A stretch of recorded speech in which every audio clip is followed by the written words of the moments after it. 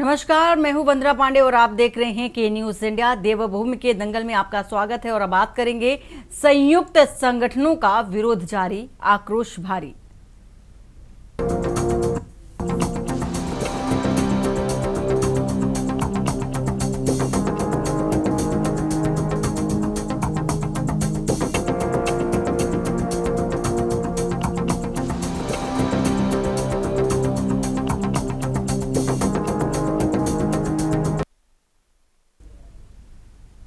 कार्यक्रम की शुरुआत करेंगे, लेकिन उससे पहले चलते हैं देहरादून के रायपुर, जहां पर सीएम पुष्कर सिंह धामी निरीक्षण करते नजर आ रहे हैं और आपदा प्रभावित क्षेत्रों का निरीक्षण कर रहे हैं। तस्वीर आपको दिखा रहे हैं देहरादून से, देहरादून के रायपुर से ये तस्वीर आपको दिखा रहे हैं।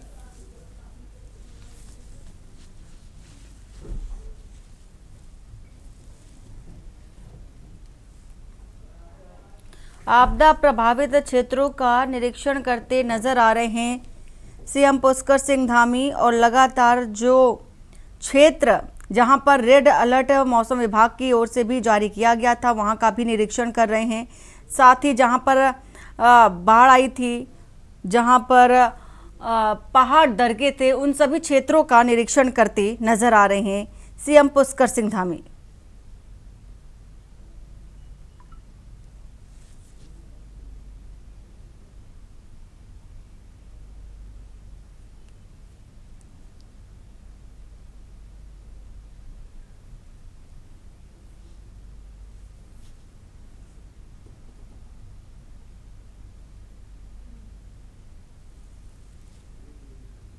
तो सीएम पुष्कर सिंह धामी को आप देख रहे हैं, आपदा प्रभावित क्षेत्रों का निरीक्षण कर रहे हैं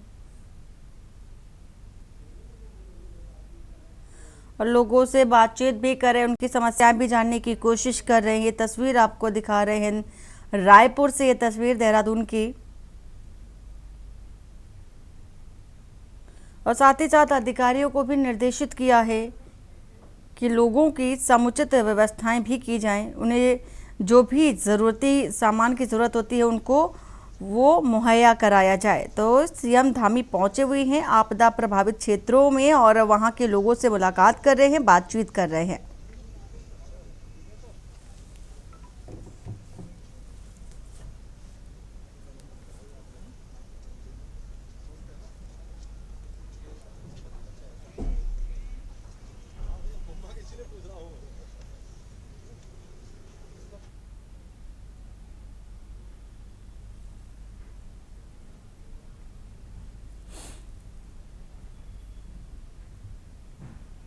तो देहरादून में इस समय उत्तराखंड की अगर बात करें तो वहां पर बारिश ने कहर मचाया हुआ है और बारिश की वजह से भूस्खलन की स्थिति भी देखी गई,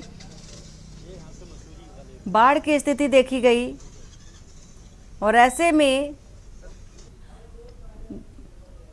लोगों से भी बातचीत कर रहे हैं, जहां पर आपदा प्रभावित जो क्षेत्र हैं वहां पर पहुंचे हैं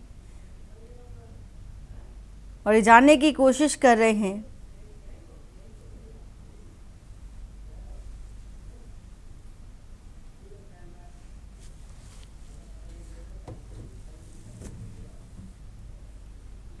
और देश भर के 25 करोड़ से ज्यादा कर्मचारी कल देशव्यापी हड़ताल पर रहे। ये कर्मचारी बैंकिंग, बीमा, राजमार्ग निर्माण और कोयला खनन समेत अन्य कई क्षेत्रों में कार्यरत हैं। यह हड़ताल 10 ट्रेड यूनियन और उनकी सहयोगी इकाइयों द्वारा सरकार की मजदूर, किसान और राष्ट्र विरोधी नीतियों का विरोध करने के लिए बुलाई गई थी, जिससे कई जरूरी सेवाएं प्रभावित भी हुई। ट्रेड यूनियन का कहना है कि हड़ताल कोई प्रदर्शन नहीं बल्कि देश की नीतियों और श्रमिकों के अधिकारों पर सवाल उठाने की बड़ी कोशिश है। हड़ताल सफल रही और इसका असर न केवल सेवाओं पर पड़ेगा बल्कि सरकार की नीतियों पर भी पड़ेगा। देशव्यापी हड़ताल के आह्वान पर उत्तराखंड संयुक्त ट्रेड यूनियंस संघर्ष समिति व अन्य स्वतंत्र फेडरेशनों द्वारा हड़ताल का व्यापक असर भी देखने को मिला है। गांधी पार्क से जिला मुख्यालय तक विशाल रैली निकालकर केंद्र व राज्य सरकार की नीतियों का विरोध किया और आज इसी पर चर्चा करेंगे। उससे पहले देखिए report.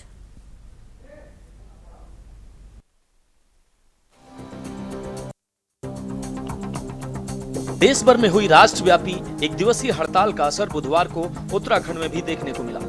Akhil Bharatiya trade Union Congress और Centre of Indian Trade Union CITU के नेतृत्व में स्थानीय मजदूरों, होटल कर्मचारियों, रेहड़ी पटरी व्यवसायियों और महिला कामगारों ने प्रदेश की राजधानी देहरादून के परेड ग्राउंड से जिला प्रशासन तक पैदल मार्च कर प्रदर्शन किया।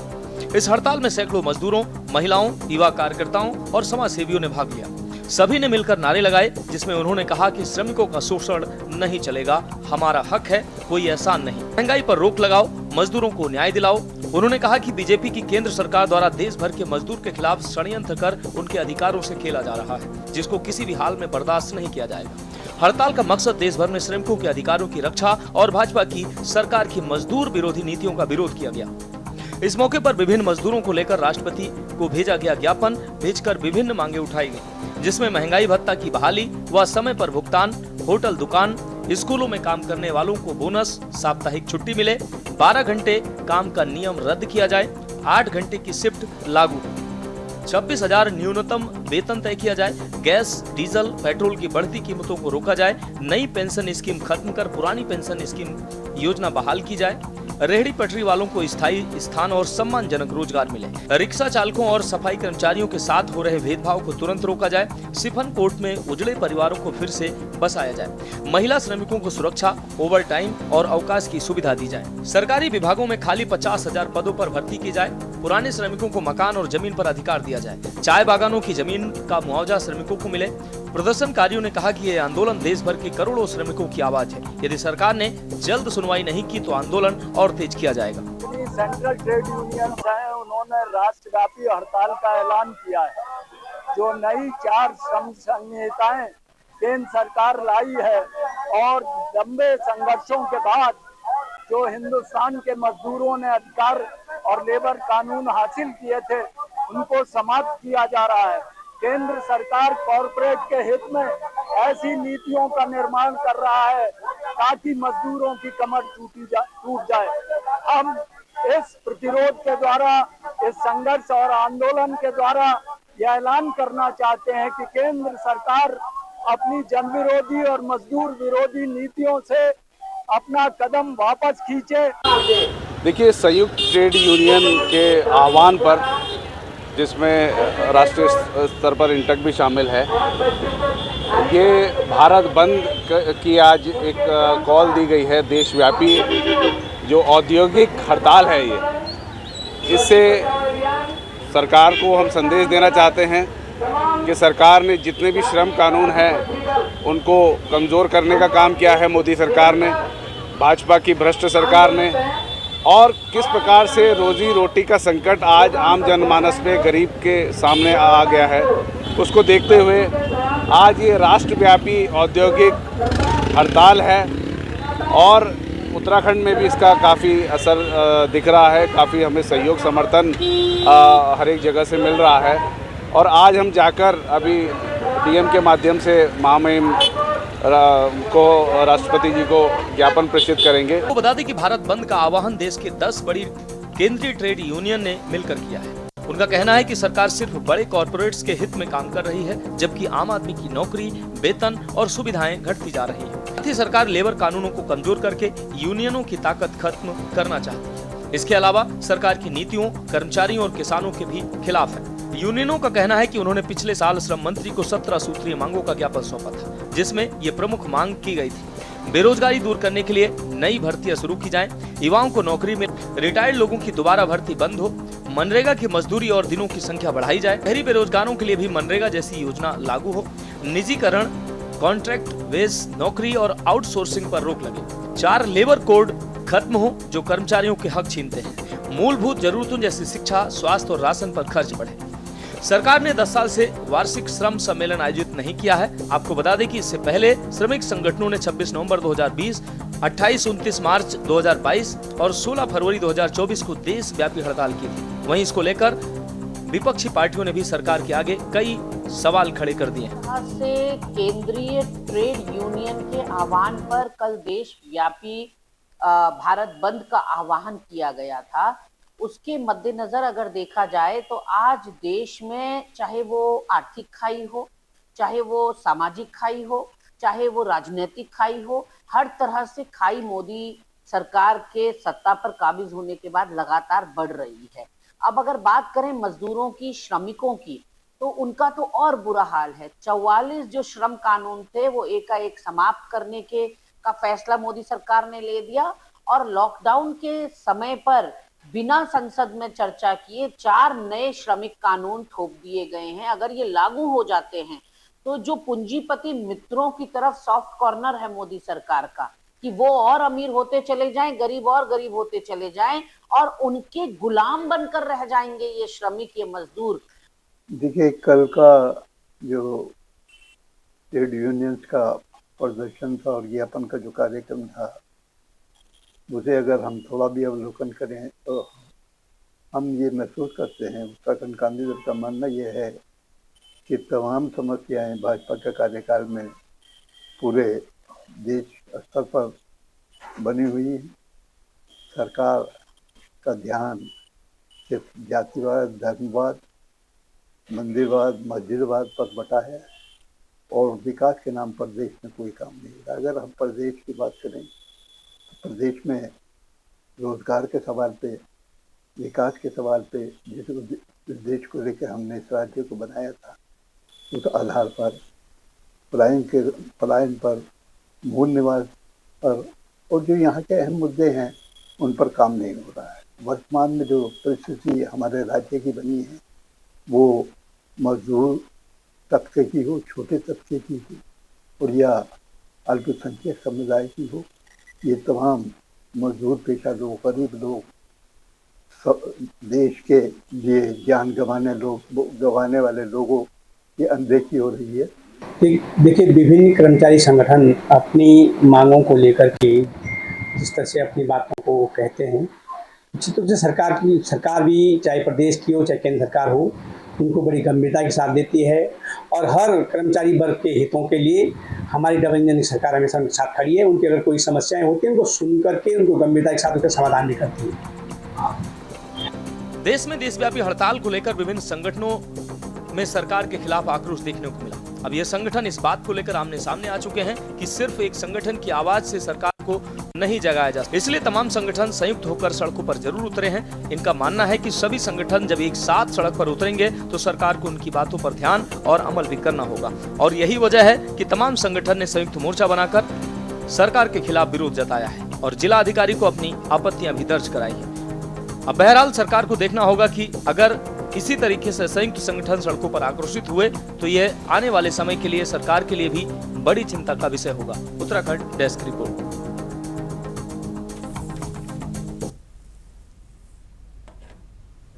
और हमारे साथ तमाम मेहमान भी जुड़ चुके हैं, उनसे परिचय करा देते हैं। पहले संजीव वर्मा, प्रदेश प्रवक्ता भारतीय जनता पार्टी से, आशीष सैनी, प्रदेश प्रवक्ता कांग्रेस से हैं, समर भंडारी, प्रदेश सचिव सीपीआई से हमारे साथ जुड़ चुके हैं, लेखराज जिला महामंत्री सीटू देहरादून से और रत्नमणि डोभाल जी, राजनीतिक विश्लेषक, हमारे साथ जुड़ चुके हैं। आप सभी मेहमानों को बहुत बहुत स्वागत है।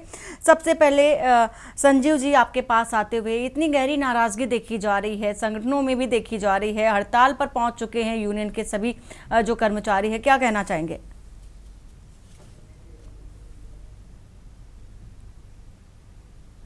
अनम्यूट कर लीजिए सर।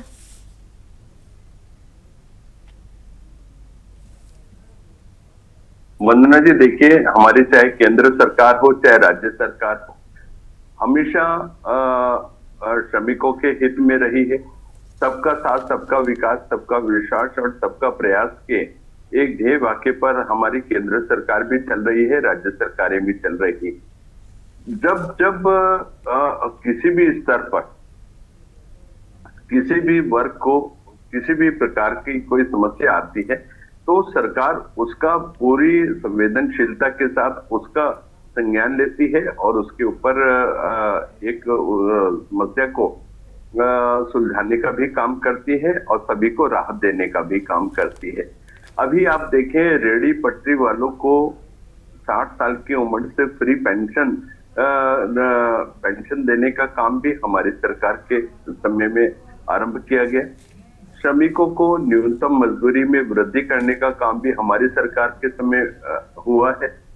आंगनवाड़ी कार्यकर्त्रियां जितनी भी हैं, आप 2017 तक 2016-17 में जिस समय कांग्रेस की सरकारें थी उस समय का इनका मानदंड देखें, आज का मानदंड देखें, आज का मानदेय देखें, तो उसमें पर्याप्त वृद्धि भारतीय जनता पार्टी की सरकारों के समय पर हुई है। महंगाई नियंत्रित करने का काम हमारी सरकारों के समय हुआ है। पेट्रोलियम पदार्थ आप 2004 से 14 तक का कंपैरिजन करें और उसके बाद 2014 से आज 2025 इस समय चल रहा है। आप पिछले 11 साल का कंपैरिजन देखें तो कांग्रेस के समय पर लगभग 125 गुना 125% इनके समय पर वृद्धि हुई, जबकि आप 2014 से आज 2025 है। यदि हम भारतीय जनता पार्टी के समय पर इस वृद्धि का एक कंपैरिजन करते हैं तो मात्र 30% से भी कम की वृद्धि पेट्रोलियम पदार्थों में दर्ज की गई। और ये एक ऐसे समय पर है जब पूरा विश्व जो तेल उत्पादक और गैस उत्पादक देश हैं वो युद्ध के मुहाने पर खड़े हैं। वहां पर यूक्रेन, रशिया जैसे जो बड़े देश तेल उत्पादक हैं वहां पर युद्ध की स्थिति है। ऐसे समय पर भी हम पेट्रोलियम पदार्थों की कीमतों को नियंत्रित करने में सर, आपने बताया आपने इतने जरूरी कदम भी उठाए हैं, फिर ऐसी नाराजगी क्यों देखी जा रही है? वंदना जी देखिए, कांग्रेस पार्टी जो विकास देख नहीं सकती, विकास इनको भाता नहीं। जैसा कि ऐसा बोलते हैं, एक कहावत है कि सावन के अंधे को सब कुछ हरा हरा दिखाई देता है। ऐसे कांग्रेस पार्टी जिनके शासनकाल में सब कुछ घोटाले, बेईमानी, भ्रष्टाचार की सब कुछ भेंट चढ़ जाया करता लेकिन था। सर जो हड़ताल चल रही है, हड़ताल जो वंदना जी मेरे को अपनी बात पूरी करने दीजिए प्लीज। रिक्वेस्ट है मेरी, मेरी रिक्वेस्ट है आपसे। इनके समय पर सब कुछ घोटाले और बेईमानी, भ्रष्टाचार की सब भेंट चढ़ जाया करता था। विकास की और इन्होंने कभी ध्यान किया नहीं। और उस समय सब चारों तरफ भ्रष्टाचार का अंधेरा था। वही अंधेरा देखना की आदत इन लोगों को पड़ रखी है, जबकि ये 2014 के बाद से एक विकासवाद पूरे भारत में आरंभ हुआ है। पूरा विश्व भारत को एक अच्छी दृष्टि से देखता है, एक मजबूत राष्ट्र की स्थिति से देखता है। केवल राहुल गांधी और कांग्रेस पार्टी जिनके आंखों पर जो टीन का चश्मा लगा हुआ है, इनको न तो विकास दिखाई देता है, न इनको ठीक है सर, भारत दिखाई देता है। ये कांग्रेस पार्टी की आप बात कर रहे हैं, कांग्रेस पार्टी की बात कर रहे हैं। कांग्रेस की सरकार नहीं है, सरकार आपकी है सर, और उम्मीद भी लोगों ने आपसे ही जताई है। कहीं ना कहीं रोड़ा अटकाने का काम करते हैं। गरीबों का इनके समय शोषण लगातार होता रहा। गरीबी हटाओ का इन्होंने नारा दिया, क्या गरीबी हटा दी? परिवार नियोजन का इन्होंने नारा दिया, हम तो हमारे दो का क्या परिवार नियोजन ये कर पाए? सनातनियों के लिए हम दो हमारे दो, और दूसरों के लिए 4 बीबी 44 बच्चे, उसको ये लोग प्राश्रय भी देते रहे, संरक्षण भी देते रहे और बढ़ावा भी देते रहे। आगे बढ़ते हैं आशीष जी, आपके पास आते हुए अभी वंदना जी अभी कांग्रेस के हीरा सिंह बिष्ट जी बड़ी बड़ी बातें कर रहे थे। इनकी गरिमा दसवानी बोल रही थी कि भारतीय जनता पार्टी पूंजीवादियों को बढ़ावा देती है। मैं कांग्रेस पार्टी से पूछना चाहता हूं, मेरे मित्र बैठे हैं कांग्रेस पार्टी से, आप ही जवाब दीजिए। अंबानी, धीरू भाई अंबानी का रिलायंस ग्रुप 1966 से 1994 तक आपने 1 रुपया भी उनके ऊपर टैक्स नहीं लगाते थे। 0 टैक्स के ऊपर उनके तमाम अरबों खरबों के व्यापार चलते रहे और कांग्रेस पार्टी उसको लगातार प्राश्रय देती रही। गांधी परिवार उसको लगातार प्राश्रय देता रहा। तो आप उस समय कहां गया था आपका पूंजीवाद को संरक्षण देना? ठीक है संजीव जी, आगे आएंगे आपके पास, लौट कर आएंगे। सरकार सर आपकी है, सवाल भी आपसे पूछा जाएगा। कांग्रेस को लेकर के बार बार आप निशाना साध रहे हैं, लेकिन कांग्रेस पार्टी भी इसका जवाब देगी। लेकिन बात आपकी सरकार की, आपसे भी उम्मीद जताई जाती है, लोगों ने, युवाओं ने आपसे उम्मीद जताई है कि आप जो कांग्रेस पार्टी नहीं कर पाई वो आप करें। आपके पास लौटेंगे, वक्त ब्रेक का हो चला है, ब्रेक के बाद जल्द वापस लौटते हैं। तो संयुक्त संगठनों का जो आक्रोश है, विरोध है, हड़ताल है, वो जारी है और हमारे साथ तमाम मेहमान भी जुड़े हुए हैं। आशीष जी, आपके पास आते हुए, जिस तरह से ये जो लड़ाई है संगठनों की वो देखी जा रही है धरातल पर हड़ताल के तौर पर, लेकिन क्या हड़ताल से श्रमिकों का ये जो कहा जा सकता है कि उनके अधिकारों की लड़ाई है, या फिर देश की अर्थव्यवस्था को नुकसान पहुंचाने वाला एक कदम माना जाए?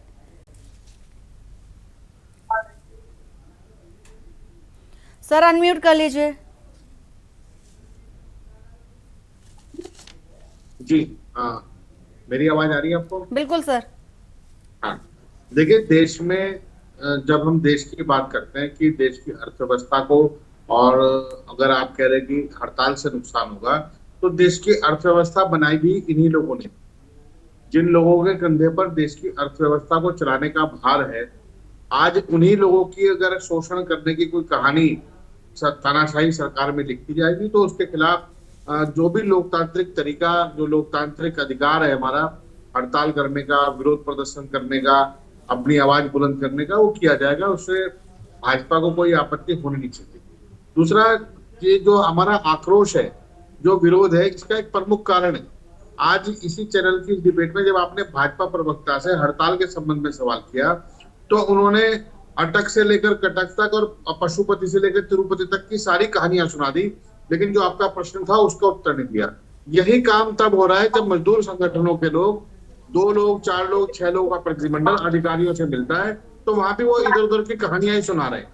वास्तविक स्थिति यह है कि काम करने के घंटे से लेकर मजदूरी और तमाम सुविधाएं, इंश्योरेंस, ये सब चीजों पर बहुत सारे सवाल जो मजदूर संगठनों ने उठाए, सरकार को उसका जवाब देना चाहिए था अपने अधिकारियों के माध्यम से।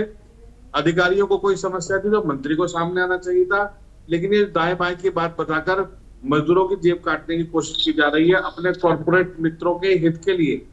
पहली बार पूरी दुनिया में देखने के लिए मिला कि पूंजीवाद के इशारे पर कैसे चलने वाली सरकारें कैसे मजदूरों का शोषण कर रही है। एक मजदूर ना तो अपने रोजगार की बात कर पा रहा है, ना रोजगार काम करने के दौरान अपनी सुरक्षा को लेकर या अन्य समस्याओं को लेकर अपनी आवाज बुलंद कर पा रहा है, ना आपने उनके लिए काम करने के और आगे बढ़ने के अवसर छोड़े हैं। आपने एक बिल्कुल पूरा एक कहते हैं पूरा प्लेइंग फील्ड पूंजीपतियों के हवाले किया है। इससे जो समस्याएं पैदा हो रही है, पहली चीज है अर्थव्यवस्था को समस्या।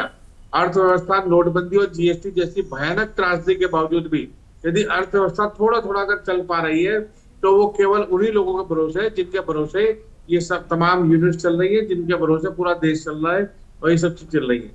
मनरेगा एक ऐसी योजना थी जिसमें मैं उसका उल्लेख इसलिए कर रहा हूँ क्योंकि मनरेगा में 100 दिन का रोजगार की गारंटी दी गई। देश के प्रधानमंत्री की मानसिकता और भारतीय जनता पार्टी की मानसिकता समझिए कि मनरेगा का मजाक उड़ाया गया। उसके बाद यही लोग मजबूर हुए कि मनरेगा के 100 दिन को बढ़ाकर 150 दिन किया जाए, लेकिन 150 दिन तो किया गया, लेकिन उसका जो रोजगार है वो कम समय पे नहीं मिल पा रहा, पूरे दिन नहीं मिल पा रहे, उसमें बहुत सारी गड़बड़ियां, घोटाले लगातार सामने आ रहे हैं, उन पर नियंत्रण नहीं हो पा रहा है। उसके बाद आप देखिए कि एक बहुत बड़ी कंपनी है भारत में, इन्फोसिस, और उसके सबसे बड़े जो प्रमोटर हैं, जिनके दामाद इंग्लैंड के प्रधानमंत्री बने, वो भारत में आकर एक भाषण देते हैं कि काम करने के घंटे 48 से बढ़ाकर 70 करने चाहिए। यानी मजदूरों का खून चूसने में यदि कोई कमी रह गई तो ये 70 घंटे एक हफ्ते में काम कराकर उनसे वो खून चूसने का काम करेंगे। तो यानी कुल मिलाकर मेंटेलिटी बिल्कुल साफ है, मजदूरों का शोषण करना है, उद्योगपतियों को लाभ पहुंचाना है। इस बीच में यदि मजदूर अपने हक की आवाज उठाने का काम करेंगे तो भारतीय जनता पार्टी मुद्दों से भी पलटेगी और अपने बयान से भी पलटेगी और अपने आश्वासन और जो घोषणाएं उन्होंने अपने मैनिफेस्टो में की है उनसे भी पलटने का काम करेगी।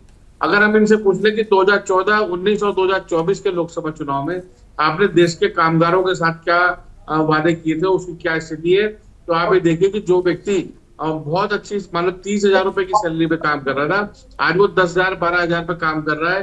काम करने घंटे असीमित रूप से बढ़ा दिए गए हैं, कोई कहने सुनने वाला है नहीं। और ये लोग ठीक है सर, लौटेंगे।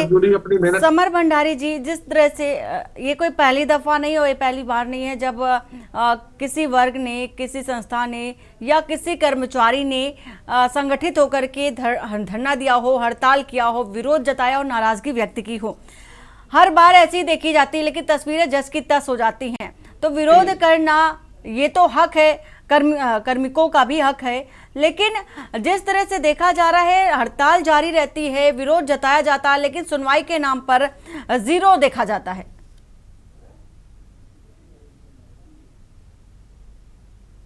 सर अनम्यूट कर लीजिए।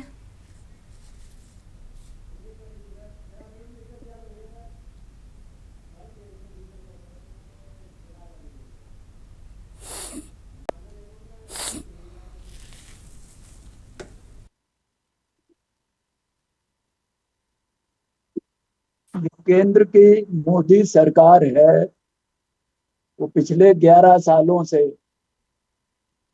जो उसकी नीतियां रही हैं, उसने बड़े बड़े वादे किए हैं। 2 करोड़ रोजगार हर साल देने के।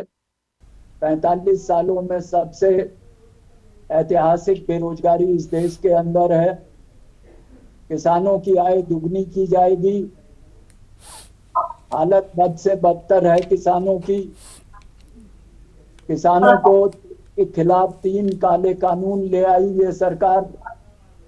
हमारा ये कहना है, जो भाजपा प्रवक्ता बोल रहे हैं, जो घोषणाएं, जो हवाई घोषणाएं सरकार ने की है, उनका उल्लेख किया है।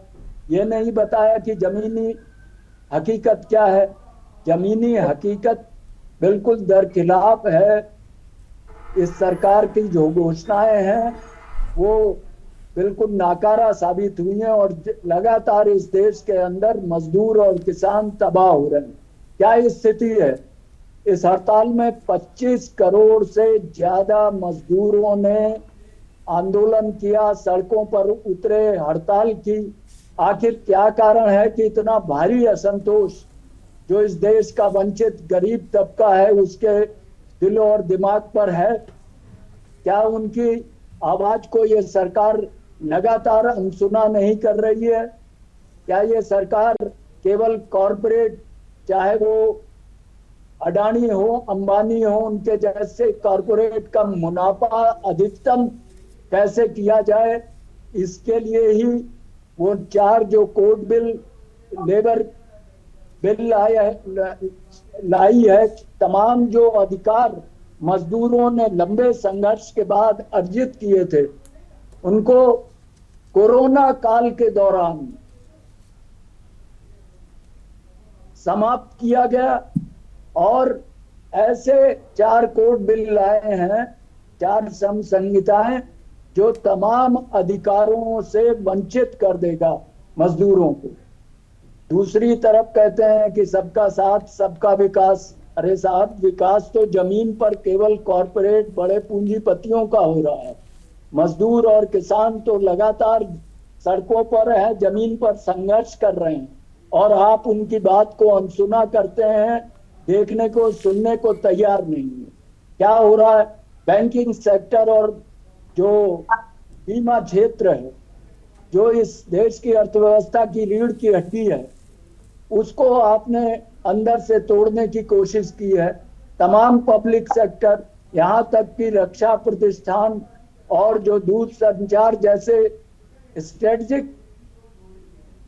क्षेत्र हैं इस अर्थव्यवस्था के, उनके निजीकरण का लगातार सरकार प्रयास कर रही है। आप रेलवे बेच दो, हवाई अड्डे बेच दो, तमाम सार्वजनिक क्षेत्र बेच दो और कौड़ियों के दाम बेचकर कॉरपोरेट के हवाले कर दो। निश्चित तौर पर ये देश इसको स्वीकार नहीं करेगा। मुझे विश्वास है कि जिस तरीके से लाखों लाख किसानों ने दिल्ली की घेराबंदी करके 3 काले कानूनों को निरस्त करने पर प्रधानमंत्री को मजबूर किया, अगर ये 4 कोर्ट बिल भी वापस नहीं लिए गए तो इस देश का मजदूर आंदोलन लगातार संघर्ष करेगा। अभी 1 दिन की हड़ताल है, ये संघर्ष और लड़ाई तीखी और निरंतर जारी बिल्कुल रहेगी, सर, ऐसा है। जिस तरह से प्रदर्शन भी देखा जा रहा, विरोध देखा जा रहा, तो ऐसा जो तस्वीर निकल कर आई सामने उससे तो यही लगता है कि ये आंदोलन और भी बढ़ने वाला है। लेखराज जी, इस आंदोलन को जो राजनीति से जोड़कर देख रहे हैं उनके लिए आप क्या कहना चाहेंगे कि ये आंदोलन नहीं राजनीतिकरण हो रहा है?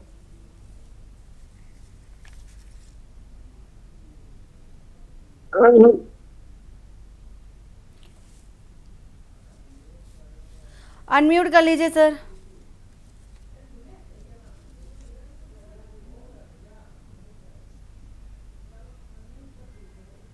बारिश आगे मेघ रहेगा। 1886 में शिकागो शहर के अंदर वर्करों ने लड़ करके अपने बलिदान दे करके 8 घंटे काम का अधिकार प्राप्त किया था। लेकिन आज हम देख रहे हैं कि भारतीय जनता पार्टी की सरकार के अंदर 12 घंटे काम किया जा रहा है और इनके मंत्री और विधायक कह रहे हैं कि ये हमने देश का पहला राज्य बना दिया जिसमें 12 घंटे काम जो है मजदूरों से लिया जाएगा। वहीं दूसरी ओर मेरा ये कहना है कि 12 घंटे काम अगर मजदूर करेगा, अगर दूसरी पाली का मजदूर अगर नहीं आएगा, एक तो 2 पालियां होंगी 24 घंटे में 12-12 घंटे की, तो उसको 12 घंटे और काम करना पड़ेगा और फिर उसके बाद में उसे फिर अपनी पारी का काम करना पड़ेगा। यानी कि भारत यहाँ 36 घंटे काम अगर वो कोई एक मजदूर करेगा किसी मशीन के ऊपर, तो निश्चित तौर से उसका जो है एक्सीडेंट होना या तमाम सारी जो दिक्कतें हैं वो होना स्वाभाविक है। मेरा ये कहना है कि अभी वर्मा जी बोल रहे थे कि हमने जो हमारे सरकार ने बढ़ाए हैं पैसे न्यूनतम वेतन। मैं बताना चाहूंगा, उनको शायद पता नहीं है, जो न्यूनतम वेतन पिछले अप्रैल में 1 साल पहले अप्रैल में जो बढ़ाया गया था वो आज तक होल्ड पर रखा हुआ है। इनकी सरकार ऐसे काम करती है कि एक तरफ तो अपने लोगों को कोर्ट भेज देते हैं, दूसरी तरफ घोषणाएं करते हैं। आज तक जो है वो न्यूनतम वेतन अभी तक लागू नहीं हुआ है और कितना है 12,000 रुपए, 13,000 रुपए। जो अकुशल मजदूर है उसको 12,000। मतलब मुख्यमंत्री जी भी इतना झूठ बोलते हैं। 3 मार्च 2024 को जो स्कीम वर्कर्स हैं, आशाएं हैं, भोजन माताएं, आंगनवाड़ी हैं, उनका जब आंदोलन हुआ तो उन्होंने उनको वार्ता के लिए बुलाया और उनसे वादा किया लोकसभा चुनाव से पहले कि हम जो है आपका मानदेय को बढ़ाएंगे और पूरा 1 साल से ऊपर हो गया आज तक जो है। और उन्होंने ये भी कहा था कि हम एक कमेटी बनाएंगे, तो आज तक उस कमेटी का पता नहीं है जो सचिवों की कमेटी बननी थी, और आज तक जो है एक भी पैसा इन्होंने बढ़ाया नहीं है। आपको मालूम है भोजन माताओं को 3,000 दिया जाता है, वो भी 11 महीने का।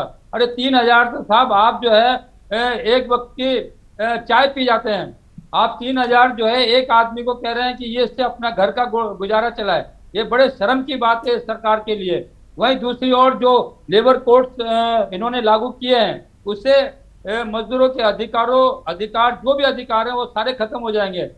इंडस्ट्रियल एक्ट 1947 वो पूरा ध्वस्त कर दिया गया है। उससे जो है जो मालिक है, जो पूंजीपति है, उसको फायदा पहुंचाने के लिए जो है ये मजदूरों की बलि दे रहे हैं और मजदूरों को गुलामी के अंधेरे में धकेलने का काम कर रहे हैं।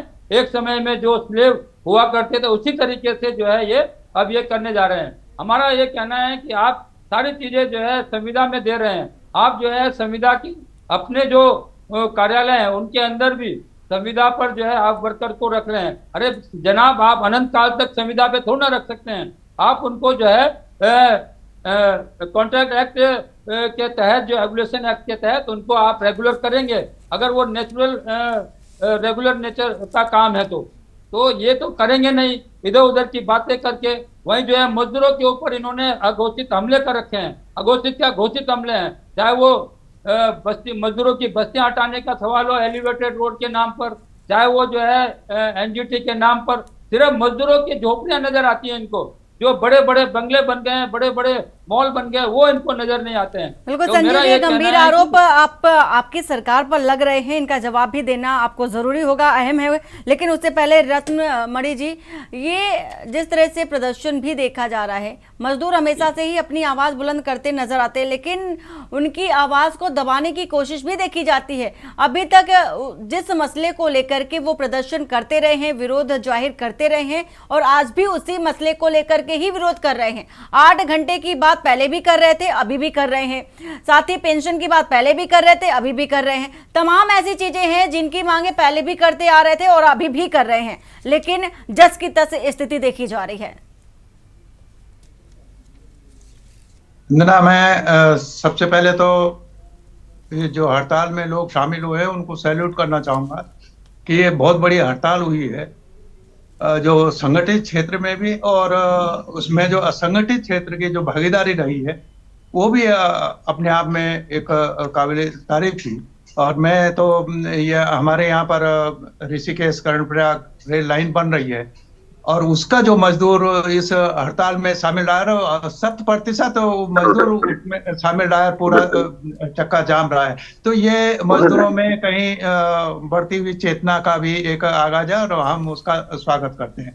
मेरा ये कहना है कि दो बड़े नेता आपके पास बैठे हुए हैं, समर भंडारी और लेखराज, दोनों श्रमिक क्लास उसी क्लास से जुड़े हैं, उनका नेतृत्वकारी हिस्सा आपके साथ है, उन्होंने अपनी बात कही। मैं ये कहना है कि बहुत सारी चीजें आपने जो सवाल किया है कि तब भी आ रहे दोनों कुल मिला के जो शासक वर्ग की पार्टियां हैं, दोनों कांग्रेस की भी उसमें भी लोग लड़ते रहे और कांग्रेस की जो यूनियन है इंटक वो भी लड़ती थी, तब भी हम एक साथ थे। आज भी इंटक भी हमारे साथ है, वो कांग्रेस की है। दूसरा सिर्फ इसमें जो भारतीय जनता पार्टी की यूनियन है बीएमएस, वो इससे बाहर है। बाकी तमाम जो वर्किंग क्लास है, जो सेक्टर है और यहाँ तक कि खेत मजदूर तक भी गांव में, वो भी इस हड़ताल में शामिल रहा है। बैंक है, बीमा है और ये ऐसे सेक्टर हैं हमारे जो आगे बढ़ा हुआ मजदूर है, वो इसका नेतृत्व कर रहा था पूरे देश में। ये हो क्यों रहा है? दिक्कत ये है कि इस भारत सरकार में एक श्रम मंत्रालय भी होता है और वो श्रम मंत्रालय कोई काम ही नहीं कर रहा है। 1 साल से आपने नोटिस दे रखा है कि हमारे ये समस्या है और आपको 1 साल में एक बात नहीं हुई, कोई नेगोशिएशन नहीं करना चाहता। और ये मदर ऑफ डेमोक्रेसी की बात करते हैं, लेकिन वो फादर ऑफ डेमोक्रेसी कहाँ चली गई है? वो किसी वर्किंग क्लास से बात नहीं करना चाह रहे, कोई बैठा ना, तो वो किसान से बात करना चाह रहे हैं ना आप इनसे बात करना है। इसी में इसमें बहुत सवाल है। हम जो कह रहे हैं आप पत्रकार, ये इस सर्विस संविदा में ये वेतन जाम की स्थिति, ये पत्रकारों वाला भी मामला इसमें शामिल है।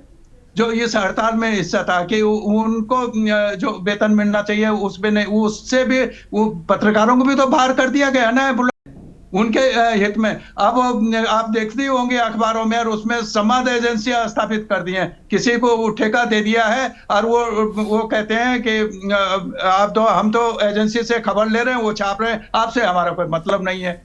उनकी भी सुरक्षा की गारंटी, सामाजिक सुरक्षा का सवाल भी इससे जुड़ा हुआ है जो अब तक रहता है। उसको आपने 44 जो श्रम कानून थे, और ये ऐसे नहीं थे किसी ने उपकार में दे दिए, मजदूरों ने कुर्बानी दी है, उनका खून बहा है, तब ये कानून बने थे।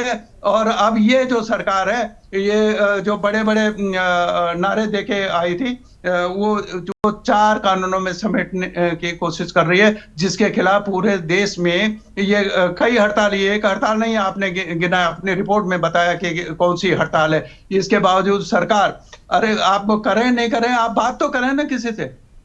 लोग जा रहे हैं, आप बात नहीं कर रहे हैं तमाम, और ये इसलिए नहीं कर रहे हैं कॉर्पोरेट पूंजी के हित में। ये इन्होंने क्या कहा उसमें, व्यापार को आसान बनाने का। व्यापार आसान नहीं बना रहे हैं, ये शोषण को आसान बना रहे हैं कि आप करते रहिए, आपकी कोई सुनवाई नहीं होगी। आप जाइए, आप यहाँ देखिए सिडकुल में, आप रुद्रपुर जाइए, आप हरिद्वार में आइए, जहां भी फैक्ट्रियां लगी हैं, क्या स्थिति है उनकी। आप होटल में जो यहाँ तो होटलों की बाढ़ आ गई है, आप दीजिए ना उनको औद्योगिक दर्जा, उन पर न्यूनतम वेतन उनका लागू हो, तो कोई कानून उन पर लागू नहीं है। आप आंगनबाड़ी, लेखराज जी बता रहे थे कि 3,000 महीना आप दे रहे हैं मिड वर्कर को, ये तो हाथ पैर है सरकार के, ये बहुउद्देश्य कर्मी है। आप उनसे बीएलओ का काम भी आप आंगनबाड़ियों से, आशाओं से, इनसे ले रहे हैं। आप घर घर दूसरे गणना भी उनसे करा रहे हैं, पशुओं की गणना में भी वो कर रहे हैं। और जब 4 साल की ब्रांडिंग मुख्यमंत्री कर रहे हैं, तो 4 साल में के लिए वो भीड़ जुटाने के लिए भी आंगनबाड़ी वाले काम कर रहे हैं, उनको वही लोगों को ढोके ला रहे हैं और उनको आप कुछ नहीं कर रहे हैं। और इसका जो महत्वपूर्ण कारण है कि ये जो केंद्र सरकार है, ये राज्य सरकार अभी जो निर्भर हो गया है वो राज्य सरकार कर रही है। केंद्र सरकार ने इस पर ध्यान देना ही बंद कर दिया, जबकि ये स्कीम तो केंद्र सरकार की है। एनआरएचएम की स्कीम केंद्र सरकार की है, आशा आंगनवाड़ी की स्कीम ये केंद्र सरकार की है, तो केंद्र सरकार को पैसा ही नहीं दे रही है राज्यों को। अब ये राज्यों की अपनी हालत माली है, ये कैसे करेंगे? अब बड़ा अजीब बात है ये। मैं जो बीजेपी के प्रवक्ता यहाँ पे बैठ रहे थे, ये तो आपका जो नितिन गडकरी है वही कह रहे हैं असमानता बढ़ रही है, और ये बात हम भी कह रहे हैं कि पूंजी भी बढ़ रही है, गरीबी भी बढ़ रही है। कुछ लोगों के हाथ में पूंजी केंद्रित हो रही है। ना बोनस की आप बात कर रहे हैं, ना छुट्टियों की बात कर रहे हैं, न काम के घंटों की बात आप तय करना चाह रहे हैं। ठीक है सर, अब जवाब जान लेते हैं संजीव जी से, जवाब जान लेते हैं। संजीव जी, ये गंभीर आरोप भी है, और गंभीर आरोप नहीं कहा जा सकता, ये तो धरातल की स्थितियां भी देखी जा सकती है, आप भी देख रहे हैं। और आरोप ये भी है कि आप व्यापार को बढ़ावा नहीं बल्कि आप शोषण को बढ़ावा दे रहे हैं, और कर्मचारी भी 12 घंटे जो उनको करनी पड़ती है ड्यूटी, उसके घंटे जो कम करने की मांग कर रहे हैं। कहां तक आप गलत मानते हैं इसको?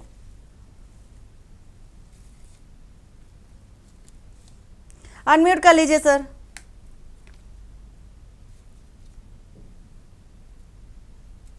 मदना जी, देखिए सबसे पहले तो ये जो नेशनल टीवी के ऊपर बैठकर झूठ परोसने का काम कर रहे हैं, ये मेरे तमाम कांग्रेस और कम्युनिस्ट मित्र जो इनको बाज आना चाहिए, इनको शर्म आनी चाहिए, जो हमारे गरीब मजदूर और श्रमिकों को गुमराह कर रहे हैं। तो सर जो प्रदर्शन कर रहे हैं, तो क्या वो झूठा प्रदर्शन कर रहे हैं? यहाँ पर चला रहे हैं। कहीं पर भी कोई भी लेबर लॉ नहीं बोलता है कि 8 घंटे से ज्यादा की आप कंटिन्यू ड्यूटी किसी भी श्रमिक से करवा सकते हैं, और आज भी 8 घंटे का ही नियम है, कहीं पर भी 12 घंटे का नियम नहीं है। तो सर 12 घंटे करवाया क्यों जा रहा है? परोसने का यहाँ पर बैठकर काम कर रहे हैं। ये वो लोग हैं जो मनरेगा के नाम पर गड्ढा खुदवाते रहे, सुबह गड्ढा खुदवाते थे और शाम को उसको भर देते थे। जिंदे और मरे हुए। अगर आप सार्थक बहस चाहती हैं तो बताइए, हम छोड़कर चले जाएंगे, ये अपना भाषण दे ले। सर संजीव जी अभी जवाब दे रहे हैं, सर आप भी संतुलित भाव से सुन लीजिए। नहीं गरिमा जी, ये हर डिबेट में इनका यही हाल है। सर वंदना बोल रही है, क्या बोलना होता है, और फिर बार बार हम यहाँ अपमानित होने के लिए नहीं आए कि हमारे लिए कुछ बकवास करेंगे और हम सुनेंगे। हेलो, इन्होंने बोल दिया उठाकर कि झूठ बोल रहे, क्या झूठ बोल रहे हैं? जी सुन, अभी बोल रहे थे तो संजीव जी सुन रहे थे। इस बात को झूठ बोला, पहले हजारों लोगों का, हजारों लाखों करोड़ों लोगों का इन लोगों ने जो दोहन करने का काम किया मनरेगा के नाम पर, और इतना बड़ा घोटाले और भ्रष्टाचार की दुकान ये लोग लगातार चलाते रहे। 60-70 सालों तक देश का मजदूरों का ये लोग जो दोहन करते रहे, किसानों का दोहन करते रहे, किसानों की ऋण का काम कांग्रेस पार्टी के द्वारा लगातार होता रहा। भारतीय जनता पार्टी की हमारी सरकार आई है, और हमारी सरकार ने किसानों को किसान सम्मान निधि दी। ठीक है सर, अभी आशीष जी, अभी आप लोगों ने बोला तो संजीव जी ने आसानी से सुना, बहुत ही संयम भाव से सुना, उन्होंने बीच में कोई टीका टिप्पणी नहीं की। तो अब आप लोगों का भी ये दायित्व है कि आप भी उनकी बात तो सुने। संजीव जी बात पूरी कीजिए। वंदना जी, पहले तो ये मेरे जो मित्र बैठे हैं, ये जब हम सही बात बोलने लगते हैं, सर आज की जो स्थिति है उसकी बात करिए। आप किसी पार्टी पर सीखने लगते हैं, सर आप किसकी सरकार में क्या रहा है, आप उसकी बात ना करके सीधे पॉइंट की बात करें। सीखने लग जाते हैं ये, इनको सच्चाई बर्दाश्त नहीं है बिल्कुल भी। सर ये बताइए, जो 12 घंटे जो नौकरी कर रहा है वो तो विरोध करेगा ही ना। फिर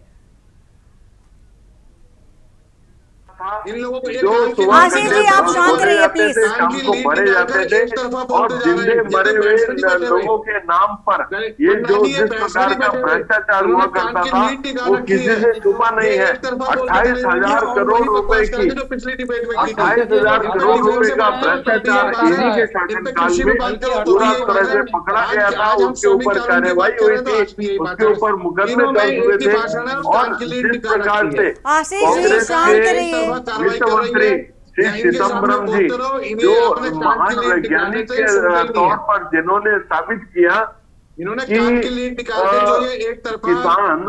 जो अपने खेतों ठीक है संजीव जी। आशीष जी आप भी बताइए, आपकी सरकार में भी तो यही हाल हुआ था, फिर आपने क्या किया था? करने की बात कर रहे हैं, आपकी सरकार में भी तो यही हाल देखा गया था। अभी ज्यादा दिन तो ज्यादा साल तो हुए नहीं है आपकी सरकार के। तो मैं सोचता हूँ किसानों को उनसे कुछ सीखना चाहिए। इतने महान वैज्ञानिक के तौर पर जिन्होंने एक ऐसी टेक्निक इजाद करी, ये वही कांग्रेस पार्टी है जिसके शासनकाल में पट्टे चला करती थी और तमाम बैंकों को इन्होंने दिवालिया करने का काम किया। इनके समय पर बैंकों तमाम बैंक घाटे पे चला करते थे। आज कोई भी ऐसा बैंक नहीं जो संजीव जी सिर्फ ये सवाल है, सुनिए। ठीक है सर, ठीक है, मेक इन इंडिया के ठीक है सर। इनके समय पर जो पूरा देश आयात के ऊपर ही निर्भर रहता था, आज हम लोग निर्यात कर रहे हैं। आज हम हथियारों का निर्यात करने की स्थिति में आए हैं और ये कांग्रेस पार्टी और इनके दामाद जो इटली से आते थे, जो इटली से इनके दामाद आते थे, वो लगातार। ठीक है संजीव जी, आपसे जो सवाल किया गया, आपसे जो सवाल किया जा रहा है, आप उस सवाल के जवाब देने के बजाय आप दूसरी सरकार में क्या रहा है, पहले की सरकार में क्या रहा है, उसके गुणगान और बखान करने के साथ ही निशाना साधते भी नजर आ रहे हैं। साथ ही साथ जो सवाल आपसे पूछा जा रहा है कि जो कर्मचारी धरती पर, जमीन पर उतर करके अपने काम को किनारे करते हुए प्रदर्शन कर रहे हैं, नाराजगी व्यक्त कर रहे हैं, 12 घंटे जो काम कर रहे हैं वो विरोध करेंगे, 8 घंटे की मांग कर रहे हैं, सैलरी बढ़ोतरी की बात कर रहे हैं, आप उसकी बात ही नहीं कर रहे। आप कांग्रेस पार्टी पर पीछे पड़े हुए हैं। अनम्यूट कर लीजिए सर, अनम्यूट कर लीजिए संजीव जी। गांधी आज भी बोलते हैं कि भारत आशीष जी आप शांत रहिए, शांत रहिए। गुणगान करते हुए नहीं सकते। तो मैं बोलता हूँ चाइना के एजेंट की भूमिका निभाते हैं, कभी पाकिस्तान के एजेंट की भूमिका निभाते हैं। इन लोगों को शर्म ही नहीं आती। अपने देश का मस्तक नीचा करने का ये लोग लगातार काम करते हैं। ठीक है, लेखराज जी कुछ कहना चाह रहे हैं। लेखराज जी आप अपनी बात पूरी करिए, क्या कहना चाह रहे हैं? भारत के प्रति जो जहर उगलने का काम करते हैं। ठीक है संजीव जी, लौटेंगे आपके पास, लौटेंगे आपके पास सर। जिस प्रकार से हम लगातार पिछले 4 वर्षों से, ठीक है सर, आप बहुत काम कर रहे हैं, धरातल पर सब कुछ दिख रहा है। दे रहे हैं और तमाम किसानों को एमएसपी में 2 से 3 गुना तक वृद्धि करने का काम हमारी सरकार के द्वारा किया गया। उत्तराखंड को बनाने की दिशा में हम लोग लगातार आगे बढ़ रहे हैं। संजीव जी आपको अगर आवाज पहुंच रही है तो आप अभी शांत रहिए। लेखराज जी आप अपनी बात पूरी करिए और आशीष जी आप बिल्कुल शांत रहिए। हमारे आंगनवाड़ी लेखराज जी कुछ कह रहे हैं, थोड़ा सुन लेते हैं। में 2 से 3 गुना तक हमने वृद्धि करने का काम किया। हर व्यक्ति को अपना घर देने का काम हमने किया। इन्होंने 70 सालों तक देश में जो हमारे ग्रामीण अंचल है लेखराज जी आप अपनी बात पूरी कीजिए। आशीष जी आप शांत रहिए, ना आप कम है और ना संजीव जी कम है, दोनों लोग शांत होना नहीं है। लेखराज जी आप क्या कहना चाह रहे हैं वो बात पूरी कीजिए अपनी। अंचलों में शौचालय की व्यवस्था करेंगे। संजीव जी अगर आपको आवाज पहुंच रही है तो आप सुनना सीखिए। इन्होंने केवल और केवल घोटाले करे, भ्रष्टाचार किया है और देश को। ठीक है लेखराज जी आप अपनी बात करिए, क्या कहना चाह रहे थे? आखिरी कमेंट सर आपका।